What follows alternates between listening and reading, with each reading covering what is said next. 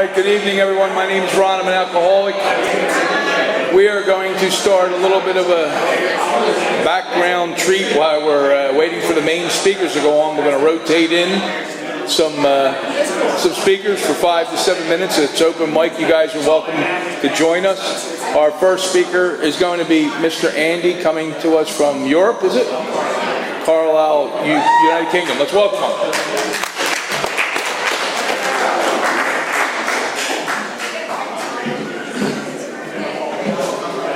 Good evening, everybody. My name is Andy, and I'm a recovered alcoholic. And, got a sobriety date. It's February 26, 2014. Hey, Andrea. Good to see you. I got a home group. It's a day-by-day speaker group. Meet Saturday nights at 6:30. Carlisle, Pennsylvania. If you're ever in the area, come on out and check us out. We're a little 1-hour speaker meeting, and we started that meeting about 7 years ago. Just kind of, you know, in an area where there's a lot of open discussion meetings, and you know, I ended up going on a run and bottoming out and getting back into Alcoholics Anonymous about 8 years ago, and I'd moved back to my hometown, and I was on a mission, right? I was like, you know. It says in the literature, like, you know, create the fellowship you crave, right? And I absolutely set out to do that, right? You know, and you know, little by little, like, you know, we all gathered around and built up this little meeting, and it's kind of like our little niche in Alcoholics Anonymous, you know. We just try to carry a consistent message. It's quite a similar format, not quite as bougie as this, but you know, we try to have fun, you know, just like you know, come in and talk about God and Alcoholics Anonymous, you know, and the power that's here, that saved our lives, you know. But you know, how do you talk about the in 5 minutes, you know, what has happened as a result of me coming into Alcoholics Anonymous? And I can say, you know, when I got here, I was you know, 50 pounds overweight. You know, I had a swollen liver, brain damage. I could barely put a sentence together. I had lost relationships, jobs, my place to live. That was pretty much just living to drink. And, you know, as a result of a couple of men that showed me by their actions, you know, what it looks like to live a spiritual way of life, right? I was able to start doing what they were doing and have this spiritual awakening that it talks about in the literature. And over the past number of years that I've been in Alcoholics Anonymous, I've had the opportunity to carry this message to other alcoholics with success, in that I've maintained, you know, I've been able to be sober as a result of that work that I do. And many of those guys are still sober today. And, you know, I'm blessed to be here. Let's, you know, I mean, take a moment to give thanks, you know, that we're taking air, right? We're here, we're sober. I think most of you are probably sober. At least when I got here, I thought people were lying, you know. I was like, whatever they're drinking, I want some of that. Because, you know, they were shiny and happy, right? And I was dying inside, and I just I was coming apart at the seams. And, you know, for me, abstinence, like, didn't treat my alcoholism. It was only through the psychic change that I began to seek as a result of taking some actions that I didn't at first believe in, but began to see really quickly over time that the people that were talking about taking these actions seemed to have that certain something. You know, they had that spark, that light in their eyes. You know, they had an attraction. They carried themselves lightly, right? They had a sense of humor. They were enthusiastic, right? And that was attractive, you know. And I began to follow them after I had basically gotten to the place where, you know, I had tried everything the fellowship offered, You know, I wasn't picking up a drink. I was going to meetings. I was making coffee. I was picking up a bunch of knuckleheads from the recovery house and taking them and dropping them off at the meeting, and then, you know, swooping them back up and getting them home before curfew and getting home. And, you know, I was calling other alcoholics on the phone. That was suggested to me early on. And I couldn't figure out why. I was miserable. I wanted to kill myself. And I mean, I'm not knocking that stuff. I mean, in a lot of ways that carried me through the first year of my sobriety. But as a result of getting like just desperate, I began to start taking a look at these 12 steps and practicing them as a way of life. And, you know, so many amazing things have happened as a result. And I hope that you can hear some of that tonight. And I want to thank you for giving us the opportunity to come out here and presenting this. The food was amazing, by the way. Yeah. So let's give it up. Such a good event. I'm not going to take up any more time, so I really appreciate the opportunity, and I thank you. Great job.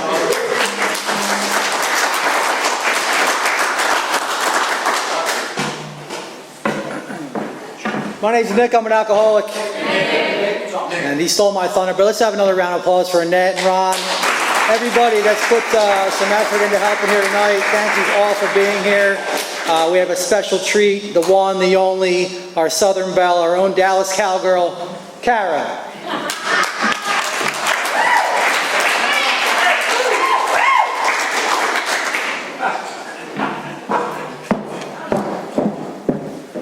Good evening, y'all. Good evening. My name's Kara, and I am an alcoholic.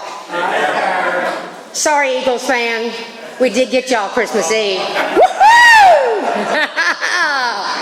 Yeah!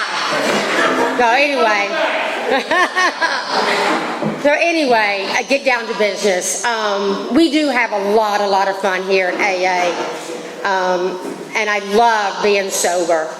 My sober date is October 24th, 2015, continuous sobriety, and it feels good, feels real good. I came into the rooms just broken, full of pain, couldn't live a sober breath. My daddy died of the disease. My mother's possibly an alcoholic. I'm not going to diagnose her, but we know how that goes. And I'm glad to be here. Through the grace of God, I'm up on this stage tonight. Happy New Year, guys. Woo!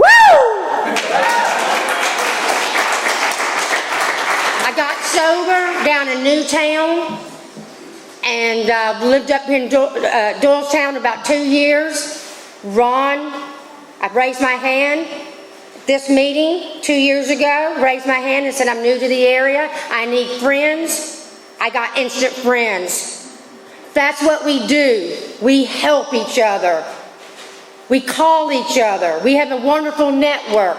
We attend meetings. We give back. And that's how I stay sober. And the grace of God, I don't have to live the pain. I don't have to stick the booze in my pocketbook, go to work, on my lunch break, try to get through the day, watch that clock, thinking today's going to be the day. Today's going to be the day I'm going to get sober. Today.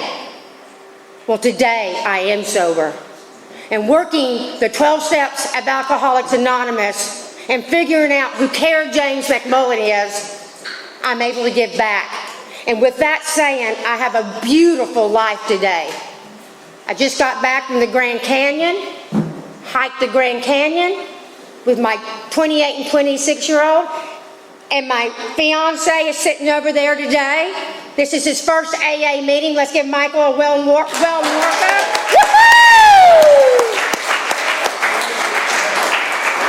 We have a lot of great meetings in the area. So if you're new, we have a Monday night, 6 p.m. here, step meeting. Thursday, we have a big book, Ron, and my friend Eric. It's the best big book in the area. And this is the best meeting, Saturday nights. So anyway, guys, eat up. Mrs. K worked so hard. She's worked 3 days on her pasta. And I love y'all. Happy New Year.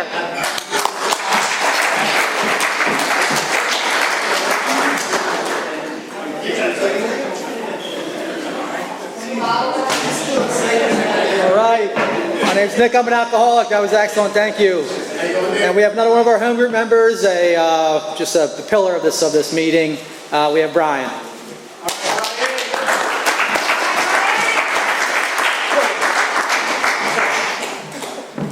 Oh, man. Thank you, Nick. Appreciate it. Good evening, everybody. My name is Brian. I'm an alcoholic. Happy New Year. Incredible to be here tonight. Just really grateful to be here. Great night for AA. Great night for this group. It's just awesome to be here, man. Trying to think over the past year, it's been kind of a whirlwind of a year for me. I just kind of moved back to this area. I was an active member of this group for like a number of years. And then about a year and a half, 2 years ago, I moved away from the area to Colorado, and I was out there for a little while. I was away from this group, and just recently, at the beginning of November, I moved back here. And it's incredible to be here. It's incredible to be back, and really like over the past couple weeks here as I've started to get involved with this group again, it's just been an amazing experience. I was up doing a speaking commitment last weekend, and I really just talked so much about service work, you know what I mean? And that's just been like what's on my mind recently, is getting back and involved, with this group specifically, and being involved in service work and what it means for me and how important it has been for my sobriety personally to suit up and to show up for AA, man. That has just made like such a big difference, because I was back up there. I was up in Scranton, which is where I got sober. And I was up there at my old home group, and I remember when I would show up at that group when I first got involved with AA, and I would just show up at the group, and I didn't really know anything at the time about sobriety, it was my first go at things. And I would just show up there, and I would listen to these guys, like the old timers, and they would share their knowledge on sobriety, and I would try to soak up as much as I could, and I would just show up early, and I would be present, and I would help out however I could, whether it was making the coffee before the meeting or taking the trash out at the end.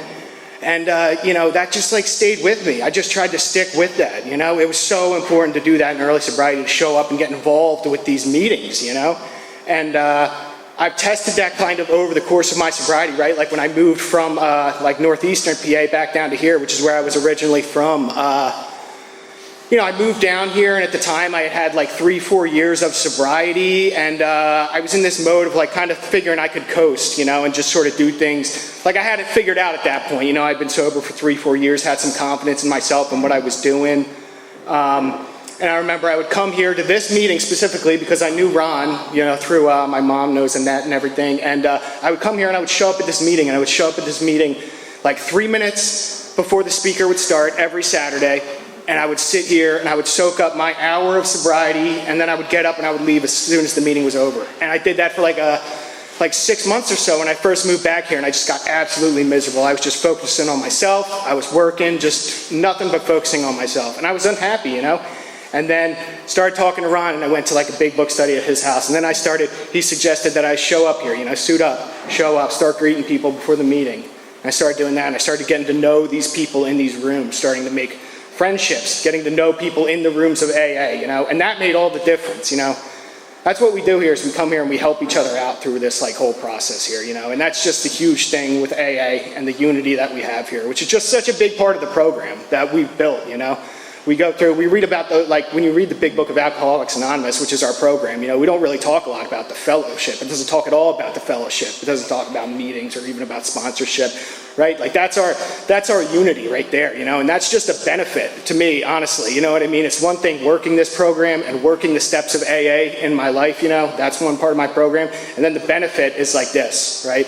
I get to come here, I get to show up, and I get to put in some effort to help set up the meeting. I get to come here and chair the meeting on a weekly basis, and I reap the rewards of that I get to come here on a weekly basis and hear honestly, at this meeting, I've heard some of the best messages I've ever heard in all of AA, really some of the best speakers. And you're going to hear some of that tonight for sure. There's going to be some people here that are just sharing some real powerful messages. That's what we do on a weekly basis here, honestly. And it's just an incredible thing. It really is. So, I don't know, I'm just really stricken with a lot of gratitude to be here tonight and to share this New Year's Eve with you guys. I hope you have a good time. Get out there, enjoy the food, enjoy the speakers. We're going to have a good time tonight, hang around. At midnight, we're going to be giving away a Hummer EV. You can talk to Ron about that. So make sure to get your names in for the drawing on that. It's going to be a good time. But everybody, enjoy it. Glad to be here.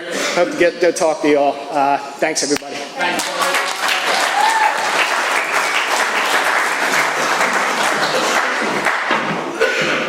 My name's Nick, I'm an alcoholic. And now for a very mediocre speaker, me. All right, let's see. April 19th, 2016. I did not choose that date. I checked myself into my 7th rehab, had some jail stays. You know the drill. And God graced me with removing the obsession when I was in that rehab.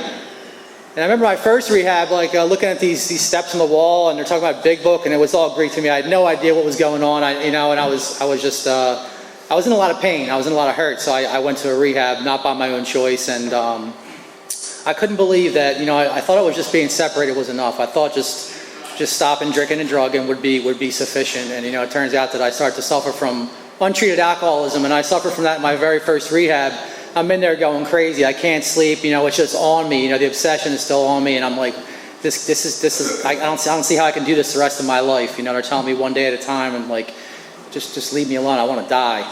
And if you felt that pain, then you know the deal. I got sober, or God saw that I got sober. At Penn Foundation, I was there 5 times. I'm on the alumni. I do service there now. It's an awesome way to give back. And I've met a lot of awesome people by doing that. And that's a really cool thing when the phone rings. When I give my number to somebody in that rehab, my phone rings and it's a strange number. And today I can safely and happily answer strange phone numbers on my phone when they call and not feel nervous about that. That was the way I used to live, was like, oh my God, who's calling me? I don't know this number. And now I look forward to it if I can get a chance to do that. It's really cool. So some of the gifts of sobriety, I was cleaning up a few weeks ago in this place, and I'm just looking around like, how do they trust us with this place? This is amazing. They give a group of drunks like this keys to this amazing facility. How grateful, how beautiful this building is, how beautiful this church is that we get to use this place to do stuff like this. So just a moment of gratitude for that. One of the biggest and byproducts is the relationships I've met with my family. I drug them through the mud. They're the ones that benefit the most for me to be able to be present and be sober and be a good son, a good uncle, a good brother. Because for a long time I was not. In my heart I was good and I loved them, but I was in the grips of addiction and alcoholism, and I didn't do it on purpose, but I put them through a lot of pain. And if you haven't been to an Al-Anon meeting, I suggest doing it. I would suggest to me to go to an Al-Anon meeting. You can really hear from the other side of the table just what we do to people, what we do to our families, our loved ones, not by on purpose or anything, but just what the deal is. We torture people, we hold them hostage, and it's great perspective. And one thing my sponsor has taught me is to be open-minded and just to seek new avenues of recovery other than just AA, other fellowships. To be a seeker of recovery, to always be willing to learn, be malleable, and always stay open-minded and willing. And most importantly, to treat AA like a sacred place. I love AA. It's saved my life, and if it saved your life too, then you know the deal. I don't know who we have selected next, so I could randomly pick somebody. Who looks scared? Let's see. Dave Bryan. Thank you all. And Dave, you don't look scared. That was good.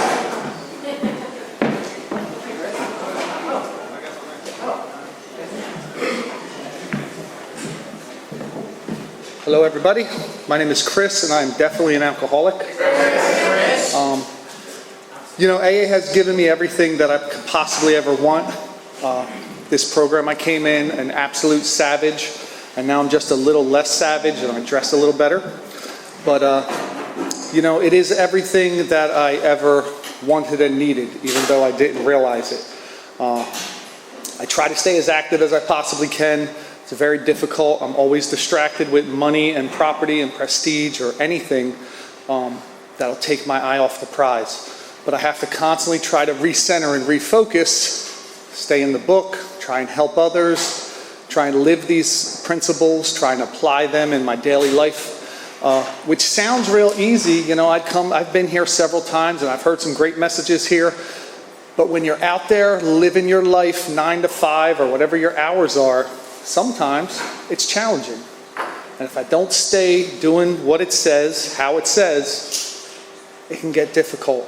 And I can take my eye off the prize and I'll slowly drift away. But if I'm trying to sponsor other men, if I'm trying to do what it says to do, trying to live a vigorous, honest life and do these things, the rewards, which I don't even realize initially, I turn around and all of a sudden I look and things are happening and things are, moving. And, that's what this is really about. For me personally, it's hard to keep everything going and juggle all the balls. But I just try to do the best I can with what I got. I've been in and out of this program a couple times, successfully and unsuccessfully, and it's just easier to do when I'm following these directions. I try to surround myself with people who are about this, so it keeps me on track, because if not, I'm surrounding myself with people who are not about this, and I slowly drift away. And unlike, I don't know if this is your story or not, but I have messed this thing up a couple times. And I was one of the very, very few people who was lucky enough to make it back, and I try to stay involved. Now, is it always easy? No, it's not. But the more I try to do it, the more it gets done, and it works. And those of you who, haven't been through the steps, I strongly suggest you do it. And on top of one of the main reasons, not just for the benefits that it provides, but you will be given a superpower to do the same with other people. And when you see other people's lives change, there's something about it. I've been lucky enough to just been involved with a few other men's lives where the thing has really caught on and it's really changed them, and I've seen it and been able to experience it, and it's a miracle. I truly, truly think it is my real life's purpose, and the more that I focus on that, the better off I am. The more I focus on what I think the world wants me to do, which is accumulate stuff and titles and money and things like that, for some reason it just doesn't sit right with me. And I constantly struggle with that.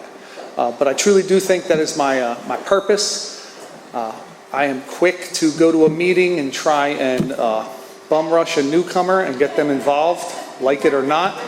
And occasionally it works, sometimes it doesn't. And there's never, one of the guys were talking about it earlier, there's never a lack of opportunity for service for AA or any group or any amount of people. Now, I'll find 99 excuses of why I'm too busy or why I can't do it, but there's always something to do, there's always something to get done. I just got to ask myself, am I willing to do it? Am I doing it? Because I can talk a great game, but what are my actions saying?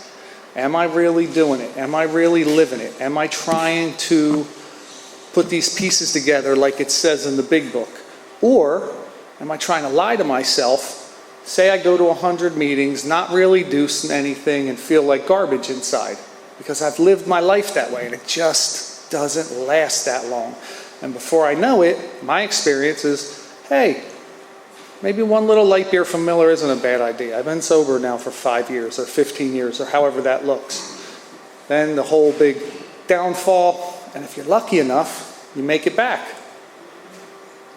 I just followed the instructions, surrounded myself with some solid guys who were really, really about it, tried to participate as much as I can. And I suggest to all of you, I challenge you, try it out. Go through those steps, try and get other people involved, try and help others out. See what happens. See what happens in your life. Because I have sat around and complained for 10, 20 years in a row, and nothing's happened. And then once I got involved and I started to really, really read the instructions and put it into play, astronomical changes. My name's Chris. Thanks for letting me share.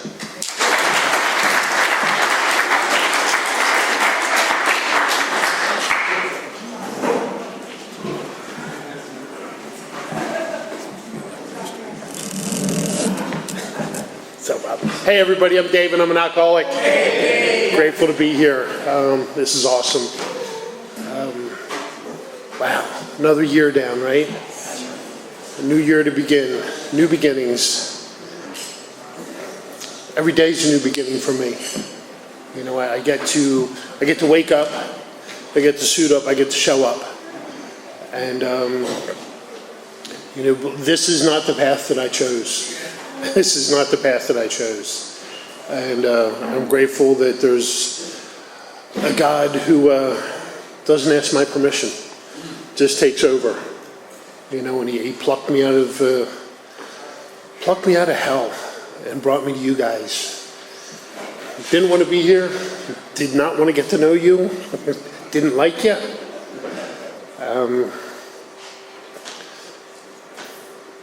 And I just stayed, you know, like I had nowhere else to go, I stayed. And I'm really grateful. You know, there's some real heroes out there. And I mean, right now, there's like 50 heroes in this room. You know, if you're sitting here, you're a hero. Absolutely. Give yourself a hand. But there was those guys that, you know, I was a young punk, long-haired, heavy metal, hated everything and everybody, wanted to destroy the world. And there were some older guys who just, I don't know, took pity on me, took me under their wing, and just taught me. You know, just taught me. Tolerated a lot of shenanigans. And now I'm that old guy. I get to be that old guy, you know. I get to share this gift, you know. Like we just had Christmas, right? Again, every day is a gift, man. Every day. I get to share this. Some do, some don't. Some will, some won't. It's not my job, you know. I deliver the message. We're all paper boys, right? Paper boys and paper girls for God. We carry a message, you know. I don't care if you line the cat box, line the bird cage, wrap fish in it, leave it sitting on the porch. My job is to deliver a message that there is hope, you know. And I mean, the first time I heard that, I was like, there's no hope. I thought I was absolutely hopeless. They showed me hope. They showed me how to find hope. They showed me how to build hope. And so I show up every day, you know, to share hope and to let people know that whatever it is that brought you here, whatever form brought you here, that it can end, it can be over, you know, and there's a whole new world out there, you know. So yeah, we have a new year.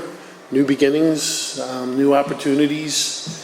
I'm excited, real excited. A little scared, you know. My sponsor just moved yesterday to Florida. So I'm going to be shopping around again. I mean, I'll still stay in touch with him, but I have to have that. I need somebody in my face, you know. I need somebody in my face. And yeah, I just... if there's anybody out there that like you're on the fence, just give us a shot, man. That's all we ask. This is like an invitation. Just give us a shot, you know.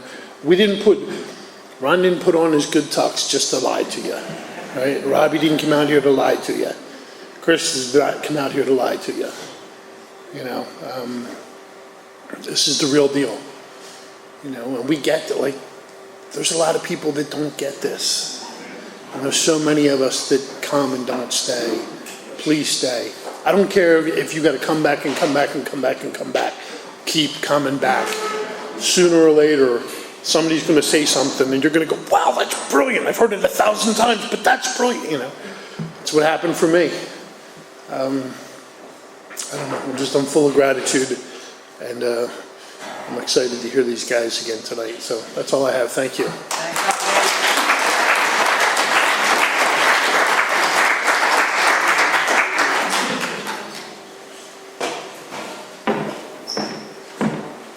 All right, this is a lot of fun. My name's Nick, I'm an alcoholic, and now for our next most fabulous speaker, Meredith.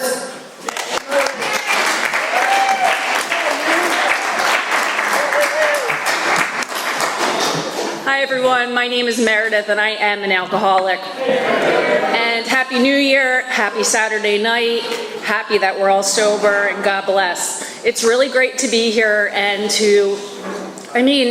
just to be like awake. Like my whole life when I was drinking, I was asleep. and I didn't feel good. I came here, I asked a woman for help, and a little over 5.5 years ago, my entire life changed. I am standing here to tell you that Alcoholics Anonymous works. I was a hopeless, helpless, sad sack alcoholic with no direction, and I just felt horrible.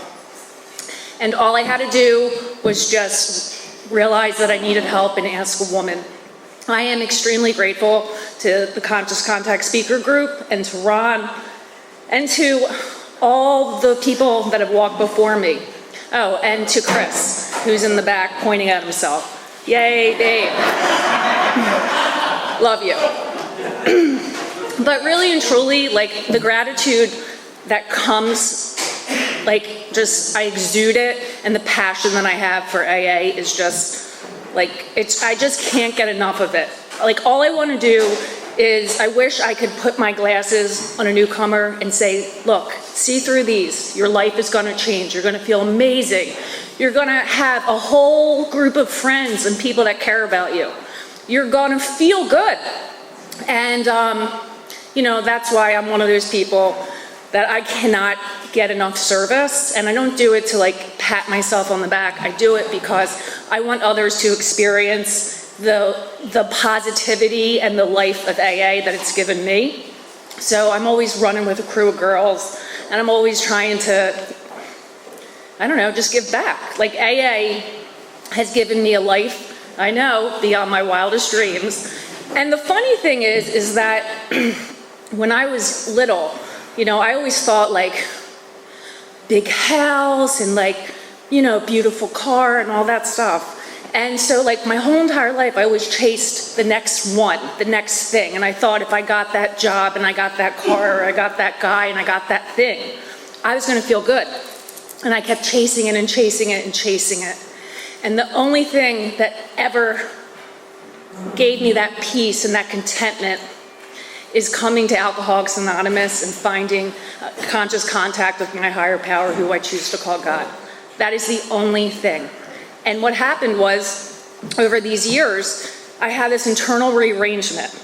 Like, the things on the outside, they may have stayed the same, but I was changing. And because I was changing, my reaction to life was different. And all of a sudden, I was getting more positive, or I was becoming more accepting, or I don't really know. I don't really know how it works, but all I know is if Meredith gets out of the way and lets God take the wheel, my life is amazing. Now, like Chris said earlier, you know, and it's so true, like, you know, I can read the big book, I can read it with others, I can go to a meeting all the time, I can sponsor girls, but the thing is like, what am I doing, like, in live time? Like, am I springing into action and am I applying these principles, excuse me, when I need them? Like, you know, to know the big book's great, but am I living it? Am I, like, you know, am I watching for resentment and anger and selfishness? And when those things crop up, like, what do I do? So my life today is so different than it was. Like, and the funny thing is that there's been so many things that have happened this past year that were challenging, but the spiritual growth that has taken place through all those things is like a gift beyond my wildest dreams.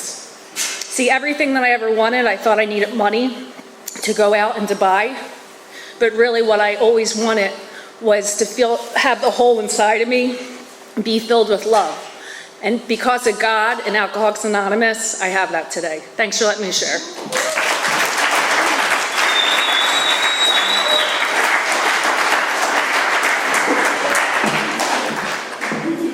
Okay, our next speaker used to party with the Rolling Stones, I guess, and he also cooked food for him. Mike.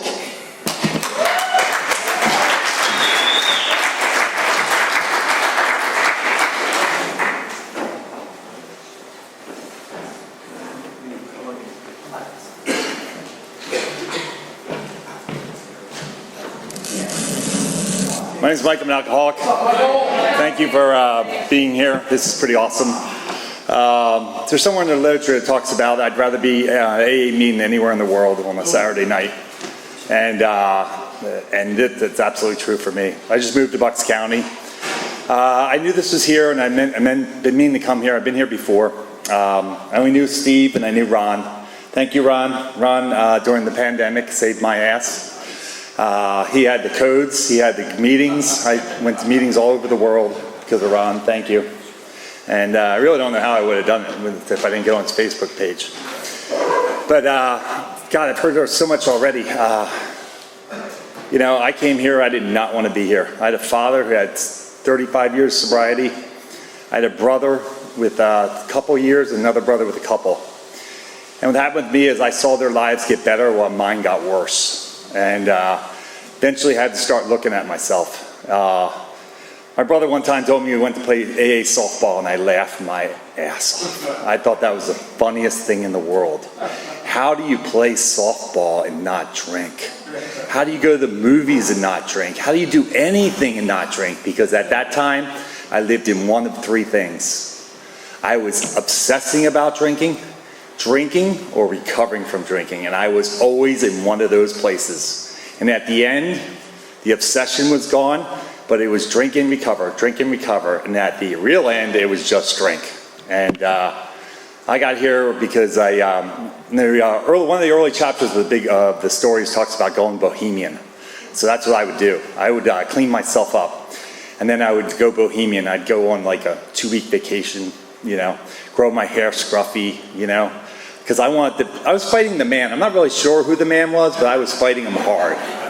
And I was really, so I would do this, and I was on this cruise, 2-week cruise. It started off really bad and got worse.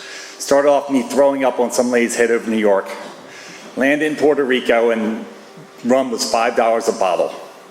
And I'm like, you gotta buy that, you know? And each day was completely worse. 14-day cruise, each day was completely worse. I got back to work and I said, that's it, I'm done. I'm not drinking anymore. Lasted about 3 days. I was in Boston.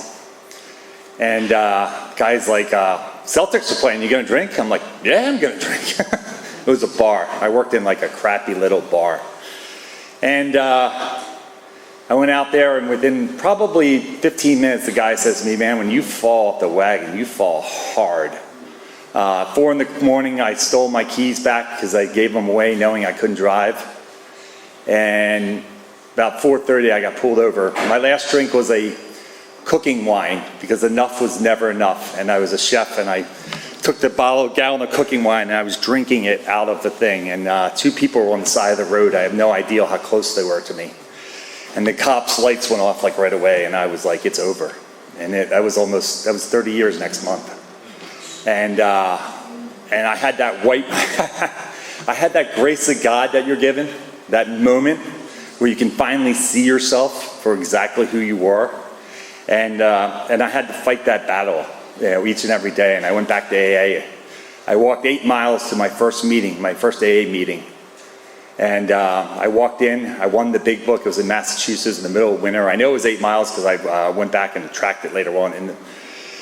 And there was these people there, and they accepted me and they gave me a ride home. And I was standing outside talking to him. And it occurred to me that that's what my father used to do when he would come home from AA meetings. I would look out my window and I'd be like, what are they talking about? They're out there for like hours.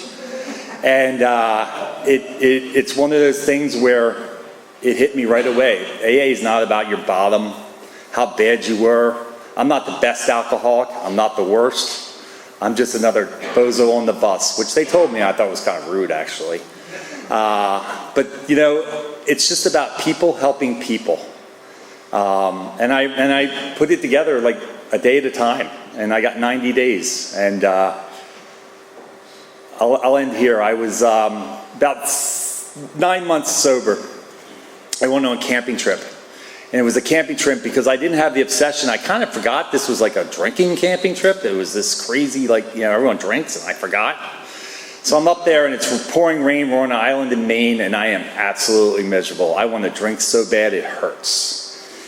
And I had the thought that if I could just go home, if I could just get back to my Monday night meeting, that these people that I'm with on the camping trip don't understand me, but they do. And if I could get back there and tell them, then that's a good thing. And I went to bed, I woke up at 5 o'clock in the morning. I'd want to wake up my entire life and see the sunset, never did. 2, 3, 4. And I woke up to the most incredible sunset I've ever seen in my life. And the first thought that came into my mind was, God never made a bad day. And that wasn't 10 years of Catholic school that taught me that. It wasn't my parents. It was Alcoholics Anonymous. And I've been coming ever since. Thank you for letting me share.